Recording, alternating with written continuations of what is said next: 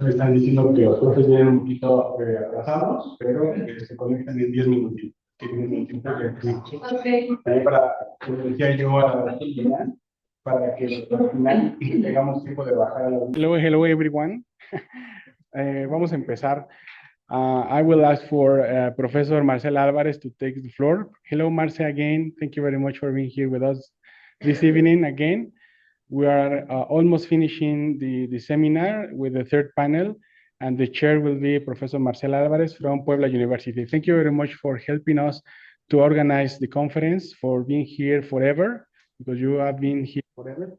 And almost, I send regards to the people and colleagues to Puebla University, Marce. Thank you very much. Payment is connected, and I think we are ready to begin. At the time that Einash is coming. Thank you, Marce. Go ahead. No, on the contrary, Moises, thank you very much for always inviting me to these all these events. It's very important, as we mentioned on the previous panels, to have all these interactions within the different academic communities, not just throughout the world, but also in Mexico. Sometimes we are very disconnected from each other, even though we are so close by. So greetings, everyone. Thank you for joining us for this third panel. I'm going to introduce our panelists for this evening. I'm going to begin with Mohamed Ayash. I'm sorry for my pronunciation of your names. Mohamed Ayash was born and raised in Silwan, Al-Quds, before immigrating to Canada, where he is now professor of sociology at Mount Royal University. He is the author of A Hermeneutics of Violence, and has recently finished writing another book, Lordship and Liberation in Palestine, Israel. He has published several academic articles on topics such as political violence, vaccine apartheid, anti-Palestinian racism, and Palestinian decolonial movements in journals such as the European Journal of International Relations, the European Journal of Social Theory, Distinction, and Critical Sociology. He has co-edited 2 books, the most recent with Jeremy Wildman, titled Canada as a Settler Colony on the Question of Palestine. He is also the author of multiple book chapters and has written opinion pieces for Al Jazeera, The Baffler, Middle East Eye, Mondoweiss, and The Bridge, among others. Our second panelist is Peyman Bahabzadeh. Peyman Bahabzadeh is professor of sociology at the University of Victoria.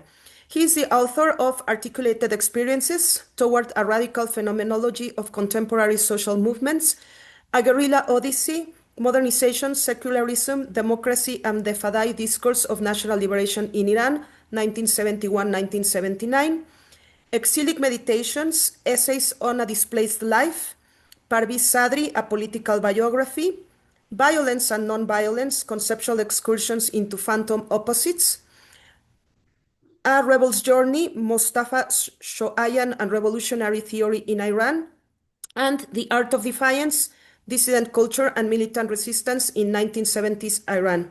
He is also the editor of Iran's Struggles for Social Justice, Economics Agency Justice Activism, and the co-editor with Samir Gandesha of Crossing Borders, Essays in Honor of Ayan Angus. He has published 9 books of poetry, fiction, literary criticism, and memoir in Persian. His works have appeared in English, Persian, German, Kurdish, French, and Spanish. So it is an honor to share this panel with our 2 colleagues, and I'm not going to take further time so that they can begin with their presentations. So I'm giving the word to Ayman Youssef. Sorry, to Mohammed Ayash. I'm sorry, I have all the semblances here.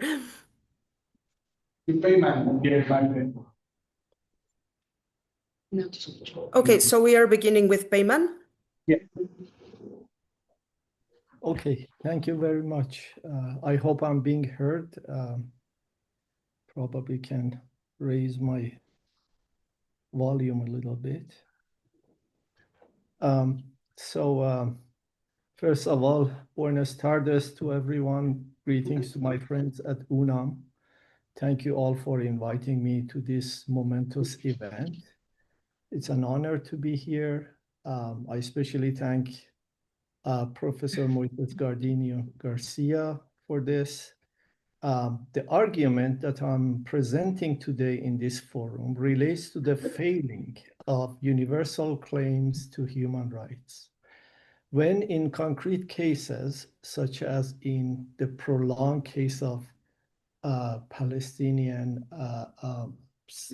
conditions, humans are subjected to indiscriminate violence.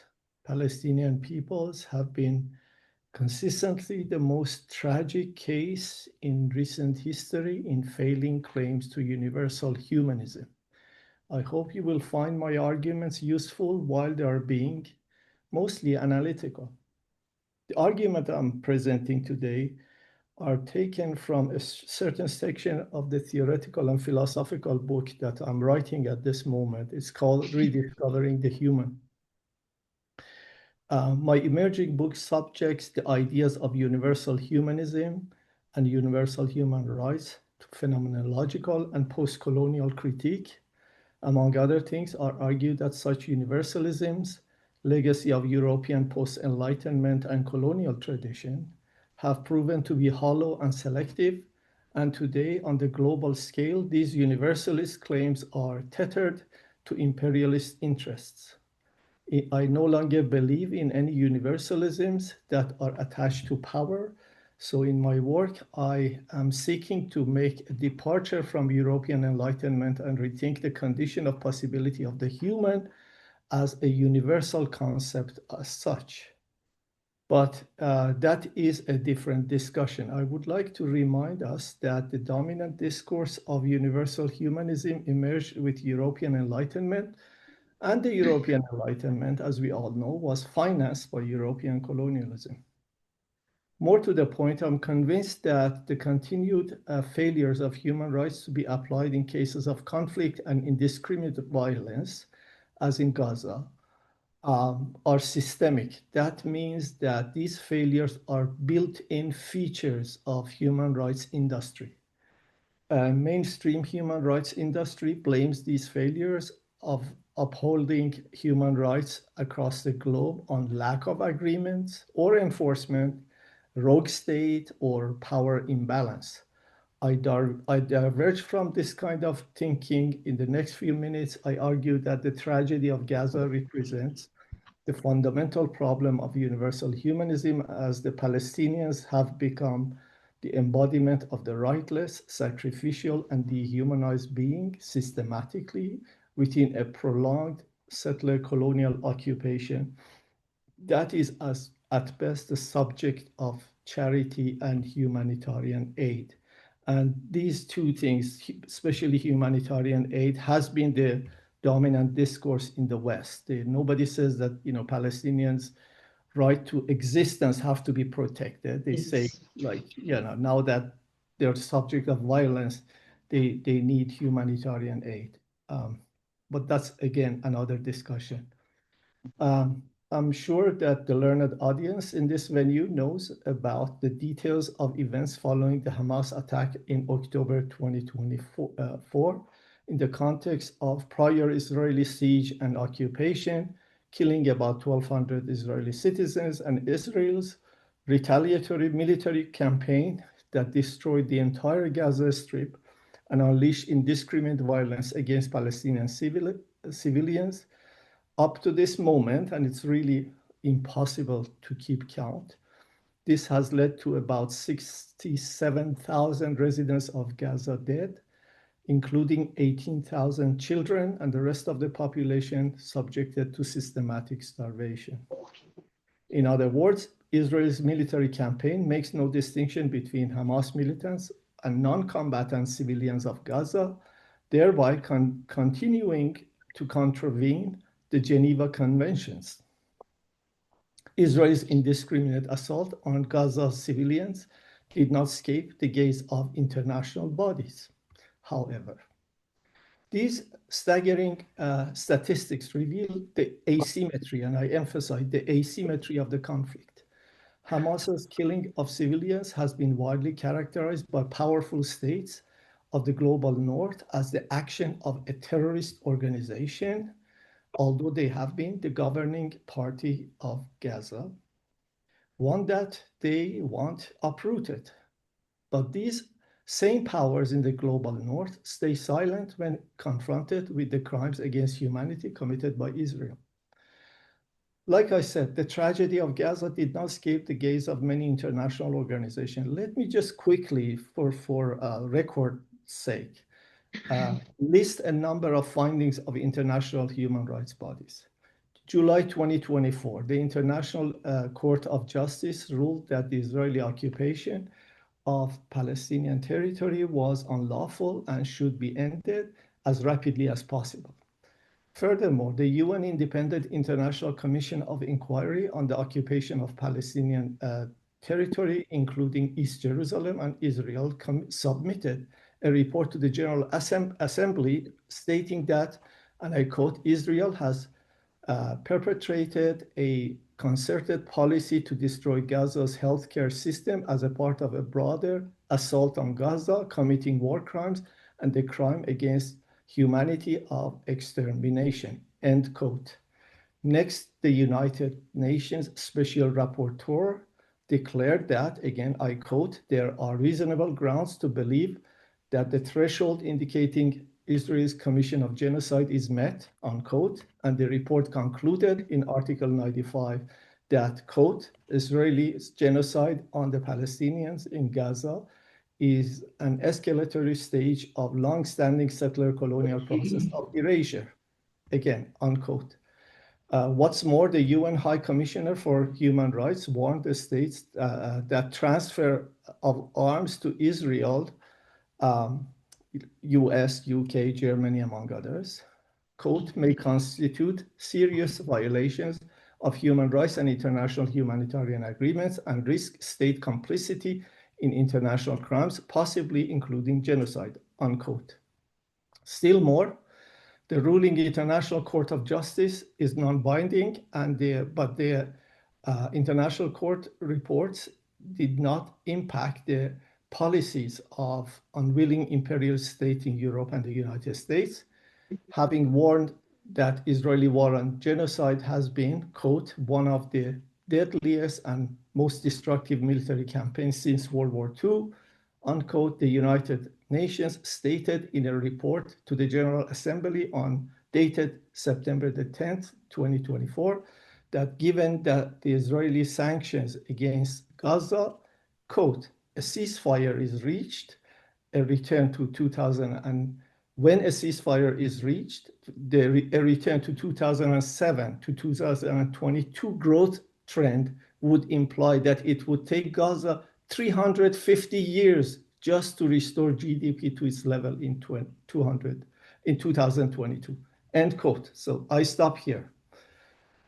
Just a glance of of the magnitude of the tragedy in Gaza. With the rampant destruction of Gaza's infrastructure, while the people are barred from leaving the Strip, there remains only the ominous prospect of annihilation of Palestinian population. Meanwhile, the outcry of peoples across the planet for peace and ending occupation in Gaza falls on the deaf ears of politicians in the global north, above all the United States, merely shifting to ceasefire and humanitarian aid.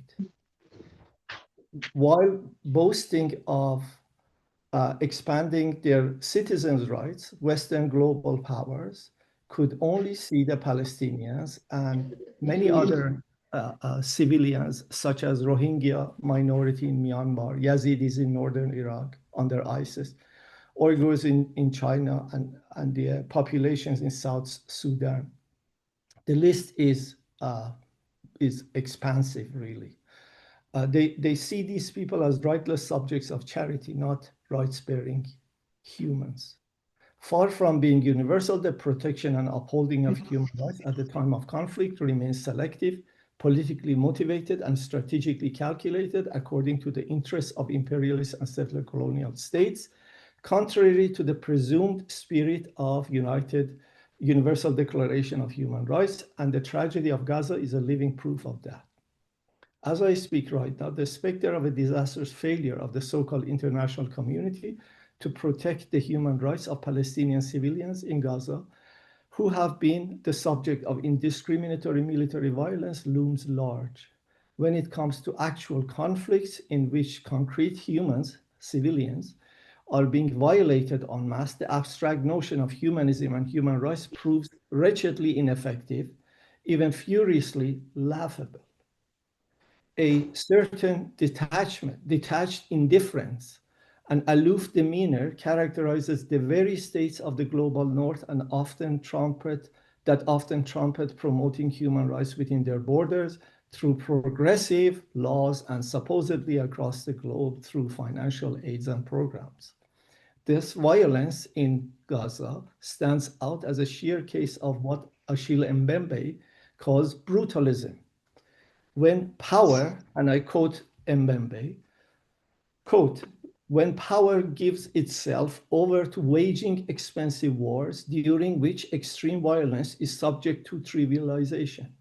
Brutalization ought to be understood as a making savage, as the process of the internalizing the violence of war that permits an acceptance of all of its dimensions, including the most paroxysmal. End quote. That was a quote from Mbembe's recent book called Brutalism. Highly recommended.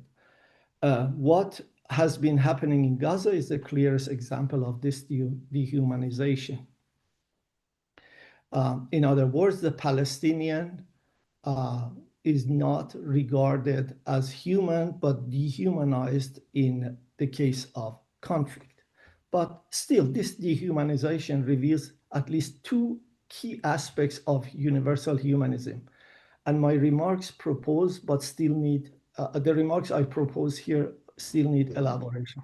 So these are two of the sort of theoretical conclusions that I offer as my kind of radical critique of the whole industry of human rights. The first aspect, human rights are evoked when these perceived and seemingly agreed upon and universal, yet emphatically nebulous rights are violated, and their violations are recognized by institutions of power and legally registered as such. While registering human rights violations make it a matter of juridical decision, which means to include or not include an act in the law, the recognition that precedes that decision, which is often coming from public pressure or driven by political interests, renders human rights an epistemological matter, a subject of knowledge. Stated differently, human rights are evoked when the rights-bearing human is being perceived within the rightless man, the rightless human, potentially a homo sacer following Agamben.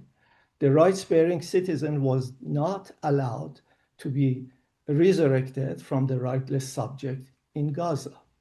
In the Palestinian case since 1948, there has been a perpetual retention of the rightless subject to which universal rights are being constantly denied because the internationally recognized political authority in Gaza or West Bank is made weak or absent, simultaneously being violated and denied statehood, and since Hamas was not recognized by major Western powers. This is what I mean by the nebulous nature of human rights. Moreover, clearly the application of human rights remains selective and driven by political interests.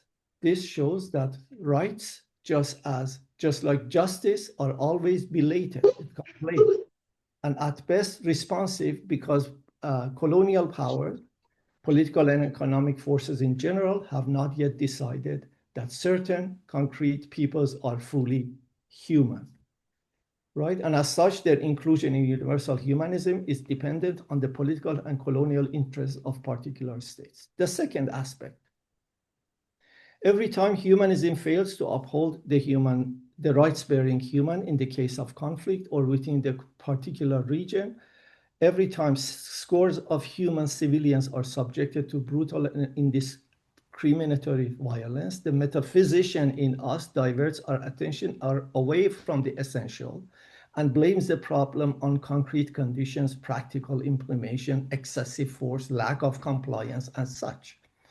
This view mistakes the effect for the cause. These blameworthy reasons for failure of human rights are the consequences of universal humanism and declarations, not their source. Because the dominant mode of reasoning is tethered to abstract declarations and programs that function as the normative guideposts for upholding the human rights, the declaration and programs that are by and large signed and funded by powerful states or industry-level advocacy organizations, they are caught within a hegemonic ambit of dominant conception of universal humanism. This sort of reasoning has exhausted itself in the 21st century already. In my book, I regard this such never-ending failures as an ontological condition and push the limits of thinking to probe whether the human proper is in fact universal, and under what conditions we can have a concept of human that's truly universal and not dependent on colonial powers and international organizations. To reiterate, human rights proved the ideal portal into probing the universalism of the human. In the case of Gaza, the Palestinians, subjected to continued bombing, systematic starvation, deprivation of means of survival, constitutes the concrete human referent that is prevented from representing the abstract humanist principle. Still sharper to the point, precisely because of the aforementioned chasm between the concrete human and the abstract humanist principle, every time scores of humans are violated, we are thrown leagues away from the idea of human itself. Humans are supposedly equal. Some humans are certainly more equal. And this remains the symptom of our age as humanism grapples with its own existence through continued failures and intentional violations. As long as this asymmetry remains our reality across the globe, the struggle continues. Thank you for your attention.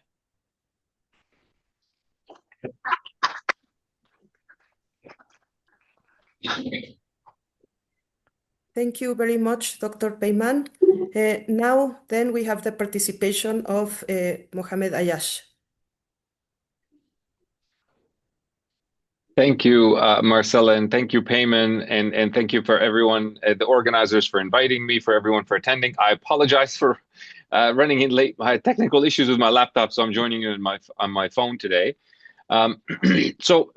Initially, I thought this was going to be a little bit more about the global South and Palestine, and I understand now that sort of the title of the panel is Palestine and the Left. So maybe I'll try to talk a little bit more about both and do it a little bit more informally in 10 minutes or so. And I kind of just want to highlight, the promising things that have happened and the promising signs, but also I do want to focus on the limitations of the left and the global south, which are of course not identical, but both are critical in the struggle, in the decolonial struggle of the Palestinian people. And of course, when it comes, I'll start with the left. When it comes to the left, it's always hard to generalize. There's not only differences across different countries, but within each country, there's multiple debates about what constitutes the left. So I'm just going to go ahead and ignore the sort of mainstream left, centrist left, whatever you want to call it, liberal, and focus a little bit more on the sort of labor left, radical left. Which again, there's no universal definition of that in any given context, but speaking a little bit more of my experiences in Canada, what I'm seeing happening in the US. I spent a little time in South Africa last year.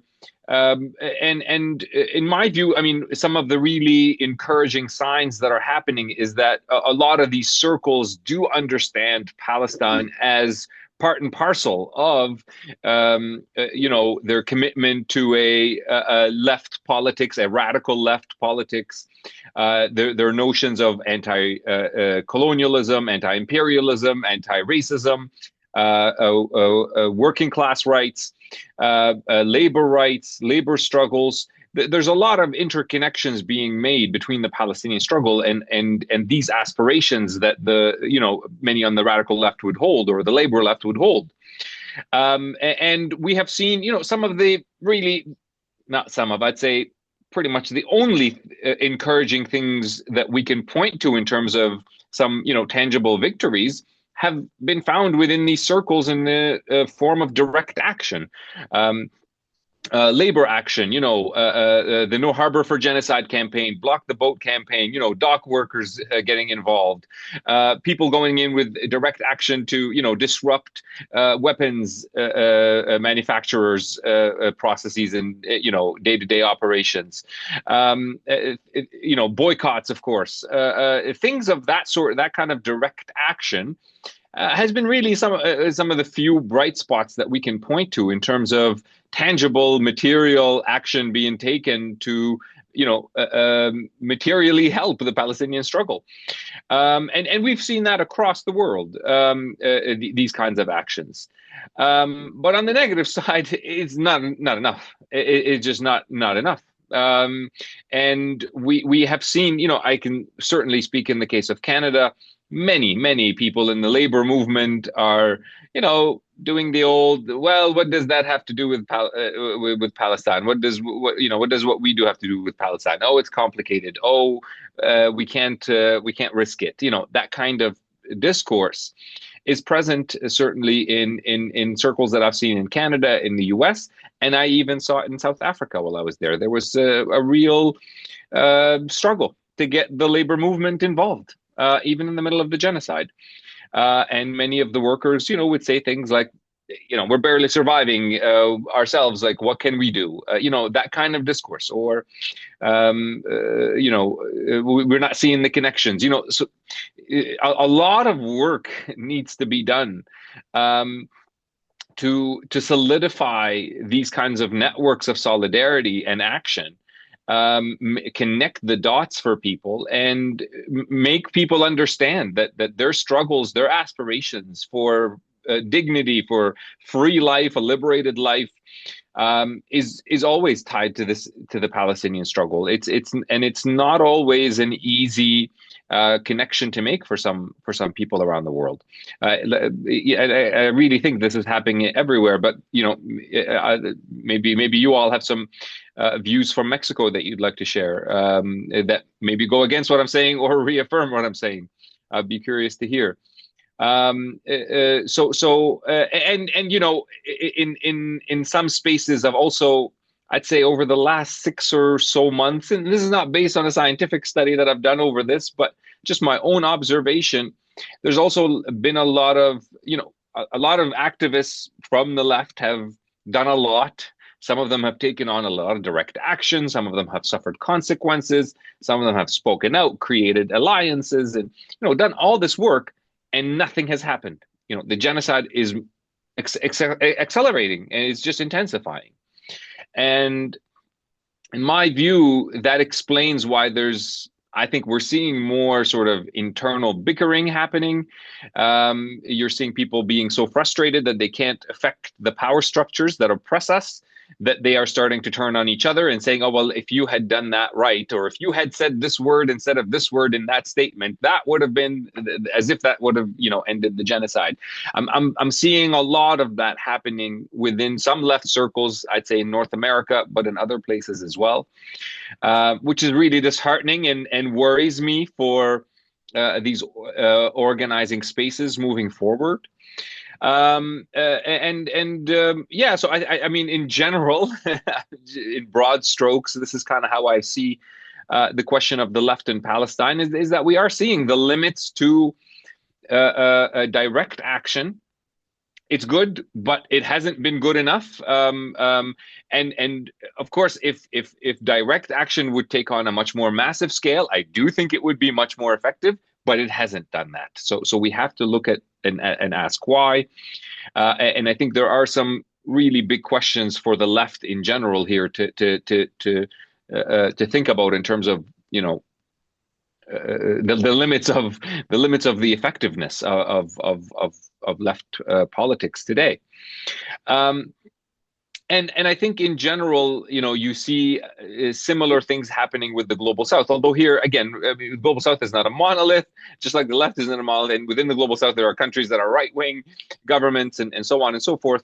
But that you would still expect some more actions from, so, okay, I'll start with some of the good things, International Court of Justice, what South Africa did there, some of the, all the support that they got from other Global South countries, the Hague Group, which is largely made up of Global South countries, so countries in the Global South using the legal sphere of international law to put pressure on Israel and the Americans. We've seen, some strong statements, certainly. We've seen, motions and, discussions happening at the level of the United Nations that are very good. But we've seen practically zero action from the Global South. Nothing. In fact, not only is there nothing in terms of real material action, trade continues, business as usual with Israel. In some cases, it has grown. That's the fact of the matter. I know I spent my fair share of time writing about the global north, U.S. imperialism, the U.S. imperial hegemonic bloc, et cetera, but we can't just keep giving the global south a free ride on this. They can do more. They absolutely can do more. And they choose not to. It's not, and it's not. I'm not going to just fall into giving them the structural excuses. They choose not to. They continue to trade with Israel. They continue to buy weapons from them. They sell them coal, energy, resources, et cetera. The list is long, and that's across the board, including South Africa.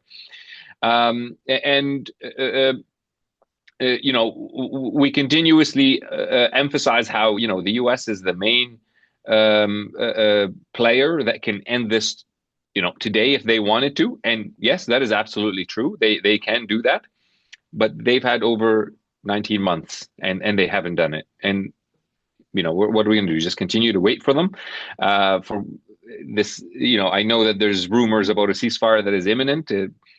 Even if there was, we don't know the terms. I doubt they're good.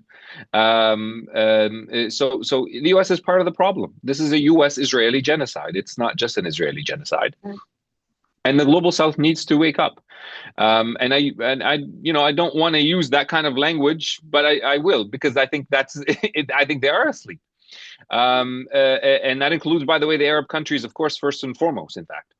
But the reason I say wake up is because this is actually a missed opportunity for them. Okay, I would hope that they would do things out of principles, but I've given up on that. As a Palestinian, I've given up on principles and all of these things guiding the actions of states.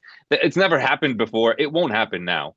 But they should see at the very least that it's in their self-interest. The global South never tires of telling us and telling themselves and telling each other that the U.S. is the main obstacle to their development. Of course, they don't say some of these stuff publicly. They always are, oh, we need the U.S. for development and all that, but they do say it quite a lot internally, and in sort of discussions about the destructive role of the U.S. empire. They say, yeah, the U.S. is a problem for us. Well, here's your chance. Here's your chance to really put a dent into U.S. power. The U.S. views Israeli settler colonialism as such a critical strategic asset to it that they're willing to do all of this. They know that they're getting some negative impacts from their unconditional support to Israel, but they continue to do it. And it's not the Israel lobby fooling them into doing that. They know what they're doing. They see the negative impacts, and they calculate that what they have to gain is still greater than all the negative impacts to their reputation and so on, to the anti-US sentiments that are spreading, not just in the region, but around the world. And they continue to calculate that it's still in their best interest to do that. Well, I mean, and the reasons for that, I've written about that in a journal article not long ago, because the US views Israel, I mean, they use these words, it's an investment, it brings a return. And it brings a return in all kinds of different ways. Control of the energy markets, allowing, Israel is a critical part of the imperial infrastructure of violence in the region that keeps American power, the dominant power, military power in the region. And that gives it huge influence over the global energy markets because of, the Middle East being a huge part of that market. This is a critical, national interest for the U.S. Israel's role in cementing and expanding the U.S. imperial infrastructure of violence in the region is absolutely indispensable to their control of the energy markets, the global energy markets. There's many other things like the military industrial complex. Again, there's no military aid to Israel. It's an investment. Again, officials have called it that. It's an investment. The money goes from American taxpayers to the Israeli state, right back to American firms who then build those weapons. Then they get tested out on the Palestinians. Developed, so it's part of research and development. They view it, and then they go and market it around the world and sell all these weapons on the basis of look at how good they have been proven to be in Palestine. That's another aspect. Intelligence gathering, and so on and so forth. Right.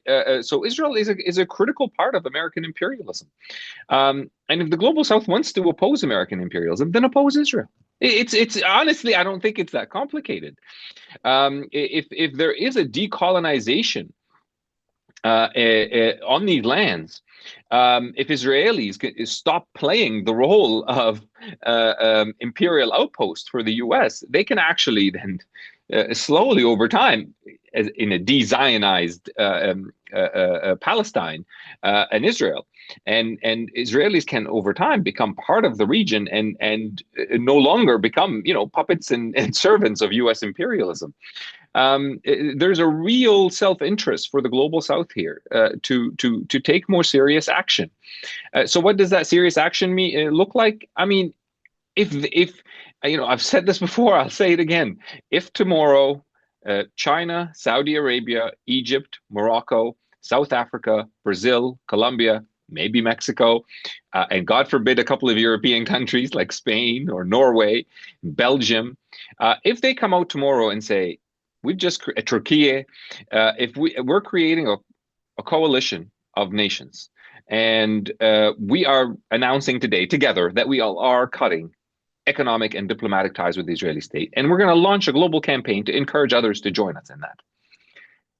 This would put so much pressure on Israel and the U.S. The genocide would stop within a matter of days. Okay, sure, the U.S. can stop it within a matter of hours, but the global South has the ability to stop it within a matter of days. Again, they choose not to. They choose not to take these kinds of actions. And why that is, we could maybe discuss and theorize about. But to me, this is kind of one of the most disappointing things from the global South. I expect the global North to be as brutal and violent as it has been the last 19 months. You know why? Because I read, I know their history. I read the history of settler colonialism here in the US, elsewhere. I read the colonial, I know about the colonial invasion of Africa, Asia, etc. You know, the global imperial project. All of these violences have been practiced before. There's nothing new about them. They're new in intensity and scale and the kinds of weapons and the techniques, absolutely, modes of power even. But ultimately, the foundation is the same of the one that we've seen the last 500 or so years in the age of colonial modernity. What is continuously really hurtful and disappointing is the response of the global South to me, I think you know, everybody's failing this moment. Is you know, I'm sorry to say. So I will end it there. Thank you.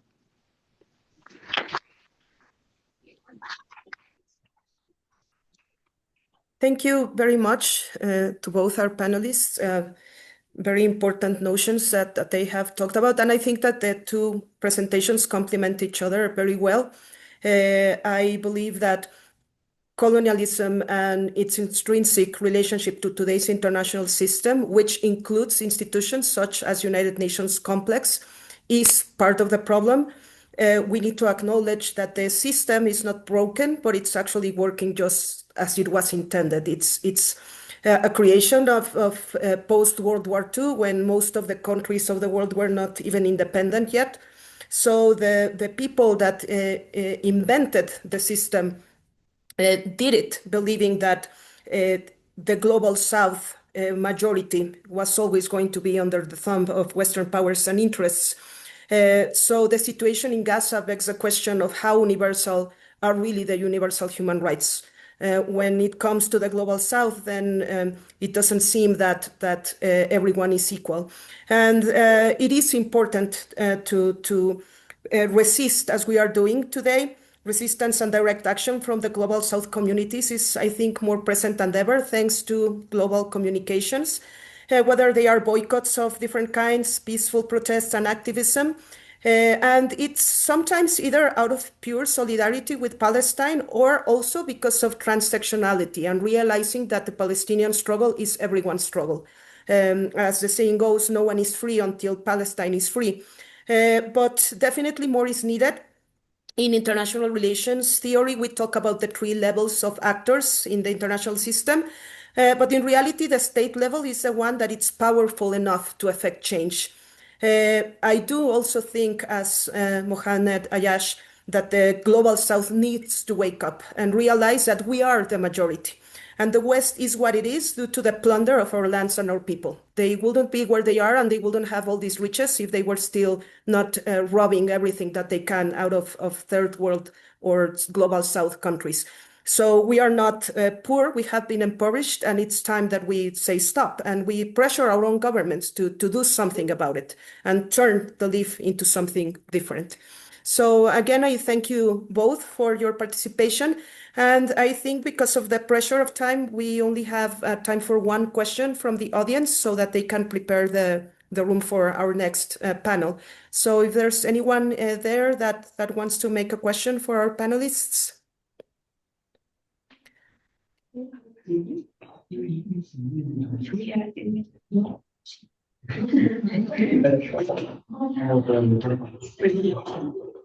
I will leave my remarks. Thank you very much. Thank you. So I take advantage to send regards to my very dear brother, Peyman Al-Sadeh, and at the same time, to send regards and many thanks to Mohamed to join us this afternoon, this evening. My question is, considering in the 60s, just we read about violence, we hear about violence, we watch TV perhaps, or hear in the radio, but the people just to go to the streets. Now we can, watch in live the genocide. We have, experience in our countries itself, the resonances of violence, but I consider that the new generations do not still go to the streets as used to have other generations in the 60s and 70s. What's happening in your thought, in your reflection? What is happening right now it's a hypothesis. Perhaps the expression of violence in social networks and internet is a kind of dissuasion to people to go to the streets and transmit the fear in order to, to not support the social causes like the Palestinian one. Thank you very much.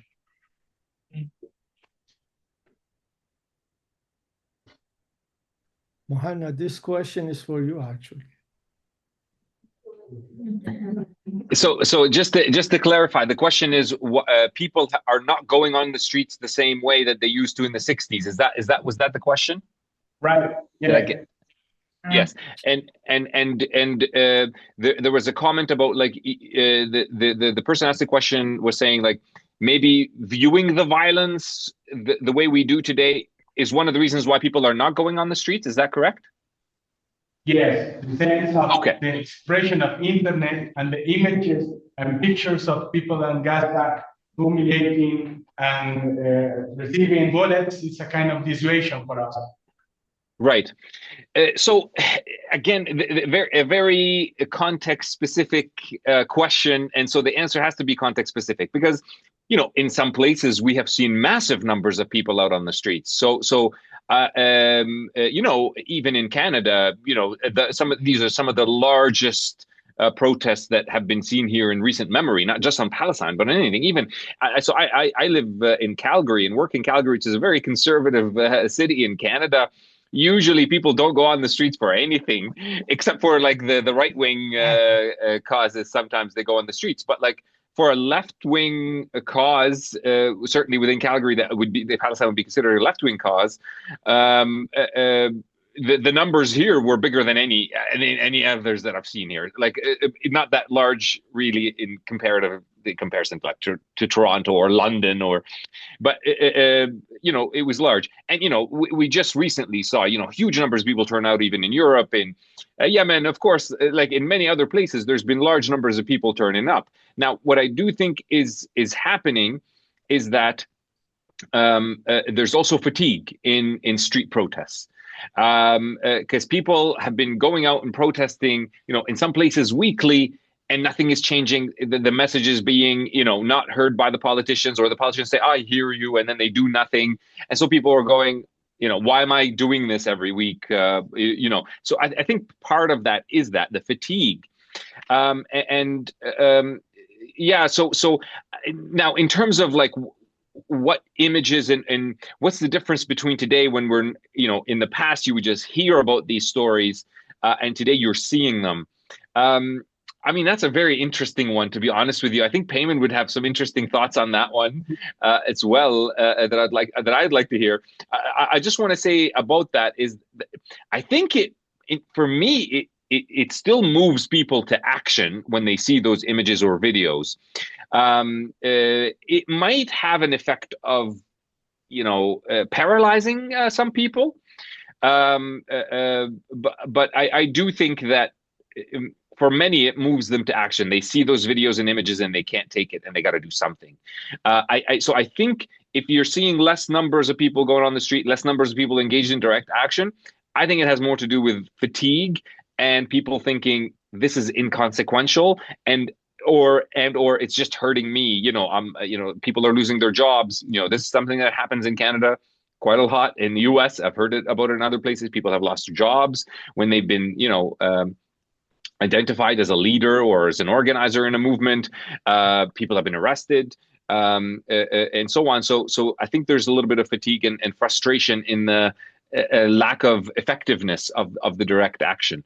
One interesting thing and I'll finish with this is, for a long time, critical theory especially in the 90s, early 2000s, I'm thinking like Zygmunt Bauman, Slavoj Žižek, people like that.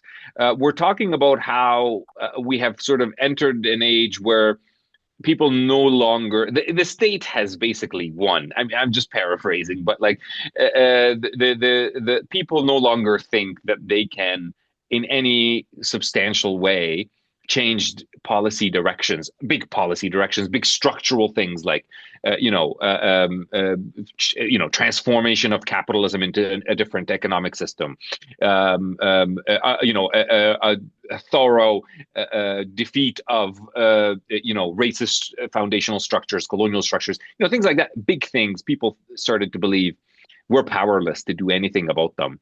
I think that was always overstated, but it is still a challenge today to move people from inaction to action, is to convince them that they can do something, that together, collectively, they can affect change. I still think that that's not an easy sell for a lot of people. I think that it is incumbent on activists and scholars, and really any public intellectual, to continuously make the case for people that collectively they can make change. I do think that you have to get people out of their individualistic mindset, because a lot of times what I see, for example, in my classes, if I'm teaching about big issues like the ones that I just described, the first thing that people go is like, what can little old me do? That's like the biggest idea that is still just so strongly held in my students' head. And I'm just like, why are you even thinking this way? The moment that you think, what's little old me can do about it, you've already lost. Of course you can't do anything about it as an individual. Why would you even think that you can do something about it as an individual? You have to work as a collective. And collective power can still have change. But I do think that point needs to be articulated in clear ways, accessible ways, and communicated effectively to people to move them from inaction to action. And I'm afraid I'm seeing a lot of activists struggling in doing that. But yeah, Payman?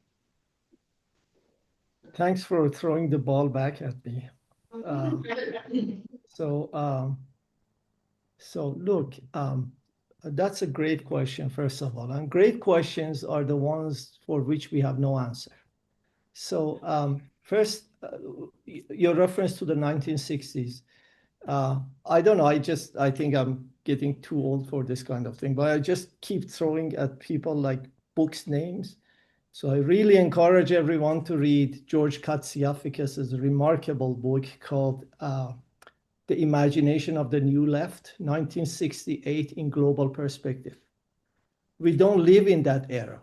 Just read that book. It's just amazing how the movement of 1968 that started in Paris and Berkeley and Czechoslovakia and so on and so forth had such a huge ripple effect across the world. We don't live in that age. The imagination of the new left has withered away.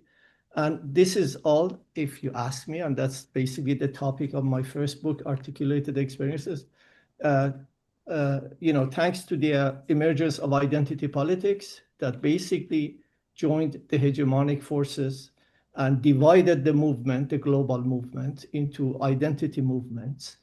And basically the movements changed from wanting to change the world radically based on principles of justice to a world in which identity groups want more rights from the state, and they will gain more rights from the state if they can mobilize sufficient number of people or have an influence on sufficient number of politicians. So basically, this is the like I argue in my book, this is the triumph of universalism. Hegemony of like Mohanad says, all these conventional terms are totally unsatisfactory. North, south, west, east, I don't know where. But you have to somehow make reference to these things. So this is the context that I wanted to address. Secondly is that we expect our citizens, and that's another, like I'm old. I've lived through these things. I've had a lot of experience and so on. So I'm kind of a little bitter, if you like. So young people sitting in that room, don't emulate this, but this is how I feel about it. So with respect to their mobilization, the implicit thing in the question and in Mohanad's response is moral outrage. That somehow we see injustice, we should be morally outraged. We don't. Let's accept that. Some of us do, some of us don't.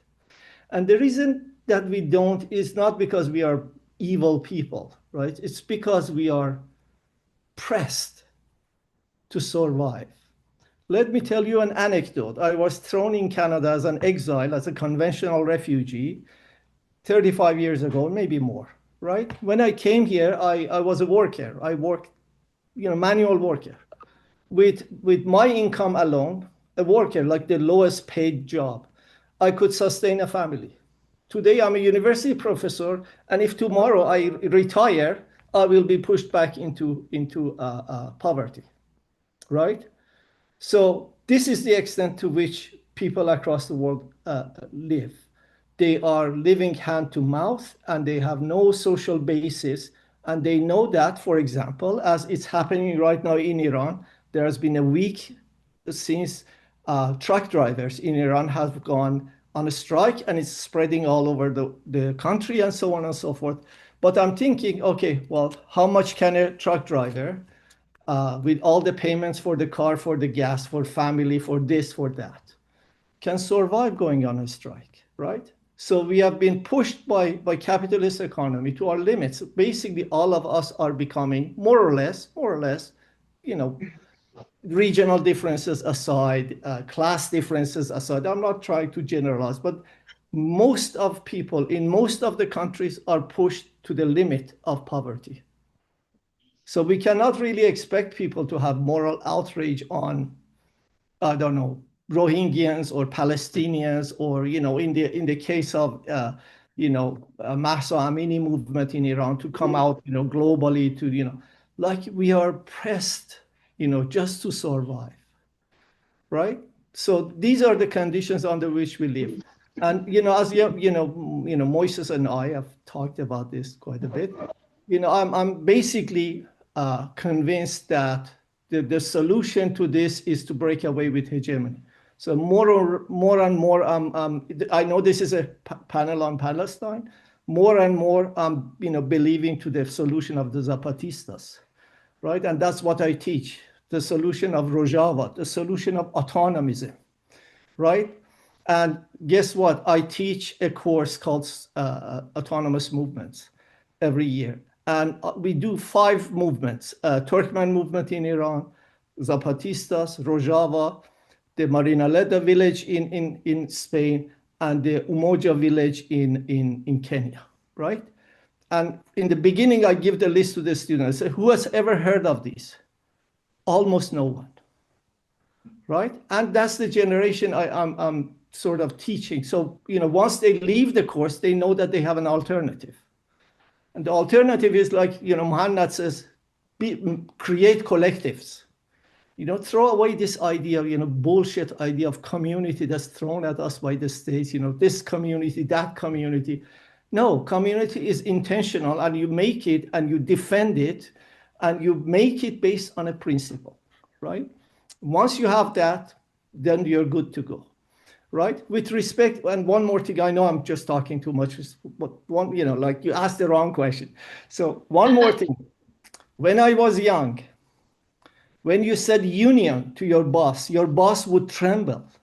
Unions had so much power, right? If I said, look, I'm going to complain to union about, my work hours, they would immediately back off. Today, like, I'm part of a union, like, has no tooth whatsoever, right? And the university is just slashing our privileges and, funds, and this and that imposes more work on us. And the union is totally on the defensive, and they have no power to defend us. And this is an elite union, right? It's a university professors union, right? And they have no power whatsoever. Very little power. I shouldn't say no, but very, very little power. Whereas I remember when I was, student in university, when the professors went on strike, wildcat strike, for one day, the university would back up. So anyways, that's my reflections. Sorry, I'm just speaking so dark, I know, but that's what I think. Thank you.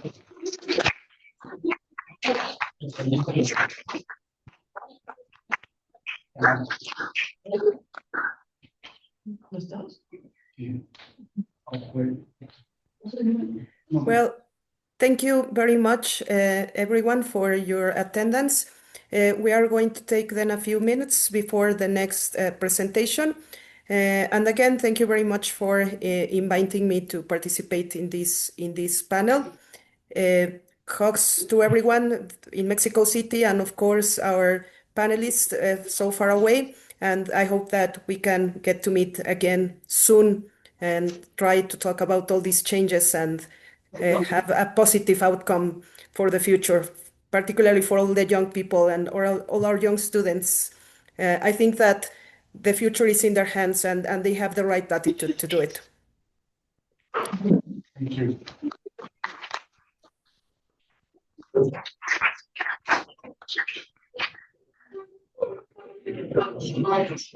Thank you.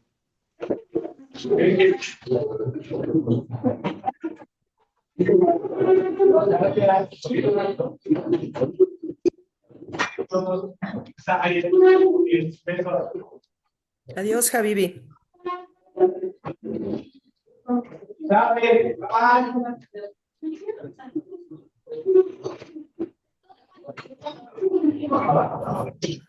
Darío, otra vez no se te escucha nada.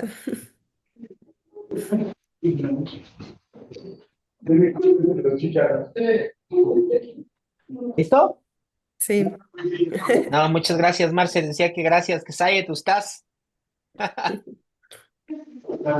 Adiós, estamos en contacto. Sí, gracias, Marce. La otra, la de Moy con Segato va por YouTube, ¿entiendo? En 10 minutos ya vamos para allá. Bueno, esa es en la liga de YouTube, ¿verdad, Moy? Por favor, si quieres, pásasela a Sara, que nomás es español. Sí. Take care, Sara. Take care. ¿Estás? Adiós. Más salama, ¿estás? You are mute, Sayed. Take care, Ustaz. Yeah, it's very early in Palestine. Take care, my friend. Sabah al-Khair, ¿estás? It's mute. Bye bye, Habibi. As-salama, Habibi. I thought you heard me when I was talking. No, you were mute, Doctor. Oh, I was said thanks to everybody. Yeah. Thank you, my friend. And also, is Marcella from UNAM also? Puebla. From Puebla. In Puebla, Habibi. Yalla, we see. The fourth panel is not there's no more panel, right? Because there is the fourth panel is cancelled. It's in Spanish. The next In one. Spanish. Musa and Rita Segato. Yalla. I will share with you one YouTube link if you want by Facebook side. Okay. However, it's in Spanish via YouTube, my friend. Inshallah. Yalla. تصبح على خير. مع السلامة. Más salama, doctor. Bye bye, Habibi. See you later. Nos vemos ahorita, Habibi. Te escucho. Gracias.